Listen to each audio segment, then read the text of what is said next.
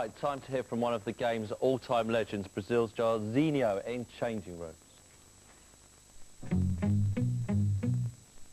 My name is Jairzainho, Jairzainho.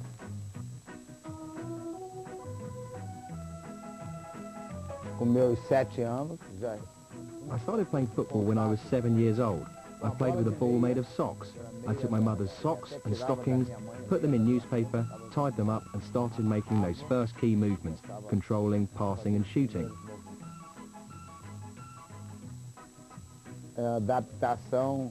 Boys today rarely play barefoot. They should start barefoot to get more contact with the ball, a better feel for the ball's weight and to develop better control, shooting and passing skills.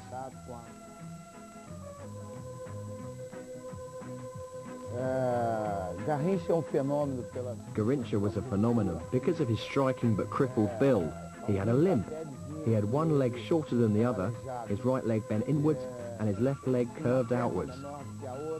With more limitations than a normal player, he had a talent and flair for improvisation.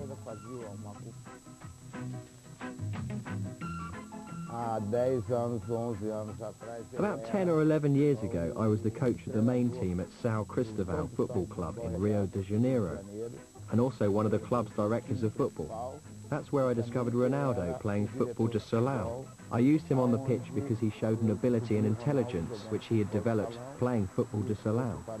He can shoot with all parts of his foot, and for these reasons, he is the greatest footballer in the world.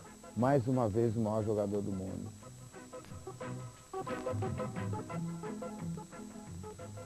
Football de salão is a Brazilian version of football, using an area roughly a third or a quarter the size of an official football pitch. Football de salão makes you learn to value quick thinking. The tight space forces you to make smaller runs and pass and shoot more quickly.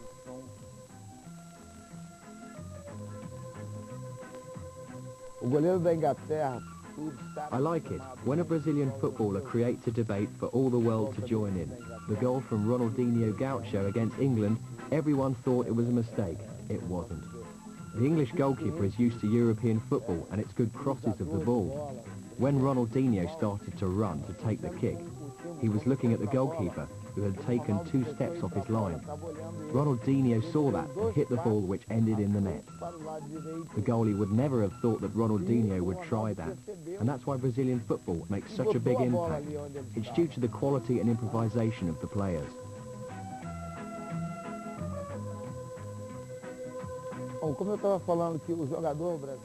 In the free kick there's a situation that repeats itself. You're about to take the free kick and there's a wall in front of you. When you run to take it, the wall jumps up in the air to stop the ball. If you notice this reaction on the first free kick, you have the chance to do something different. Most Brazilian players take good free kicks.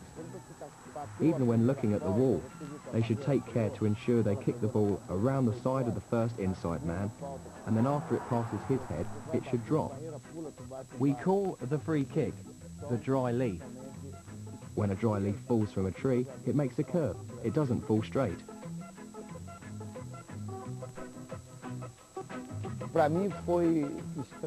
England's tactical display was strange for me to watch. I came here in October last year for a football event and saw English clubs playing attacking football, lots of players up front. In the World Cup, England played with lots of players behind the ball, leaving Owen pretty much on his own. It was a real tactical change. I thought it was strange, and I think that's the reason England didn't do better.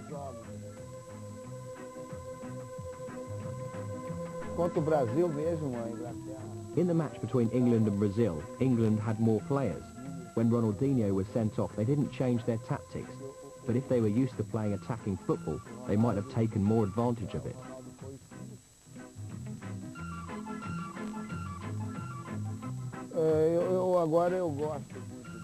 Currently, I enjoy watching Scholes, who has the skill of a South American player, and Steven Gerrard from Liverpool, who I saw last year.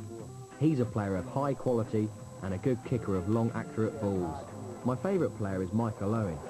He is the best player in English football today.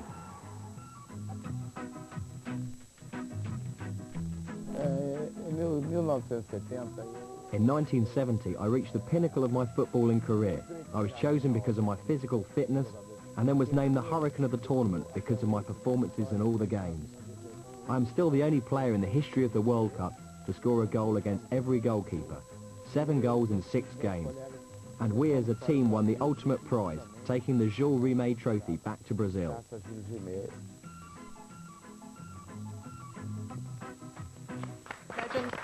So, this is the ball they talk about. The theory behind it is that you can't kick it a long way, or so you have to play short football, and look, it doesn't really bounce. There you go, it's got all this stuff in the middle of it here. So if you're a kid, this is what you want to be playing with, isn't it, at the moment, to get the skills of Brazilians.